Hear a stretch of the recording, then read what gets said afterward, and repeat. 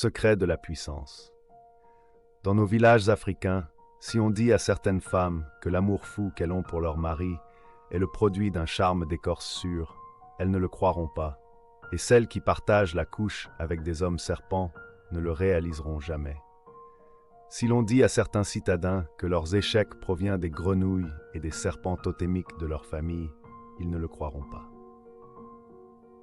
Et que leur ruine a été causée par la bénédiction empoisonnée de leur patriarche, il ne l'acceptera jamais. Si l'on dit à un doyen que le totem est un créancier patient qui se fait toujours payer à l'échéance quoi qu'il arrive, et qu'il se sert lui-même dans la famille, parmi les victimes de stérilité, de blocage et de mort, il ne comprendra pas, malgré sa tête chenue. Si l'on dit aux animistes que le vin qu'ils versent en libation, ils le versent aux démons et que le sang des bêtes qu'ils répandent dans les lieux sacrés est accueilli par le Satan cornu, ils ne le croiront pas. Si l'on dit aux traditionalistes non initiés à la sorcellerie que ce qu'ils prennent pour des ancêtres sont en réalité des diablotins, et que la stèle de l'ancêtre tutélaire honore véritablement le serpent ancien, le culte des morts étant son leitmotiv, ils ne l'accepteront jamais.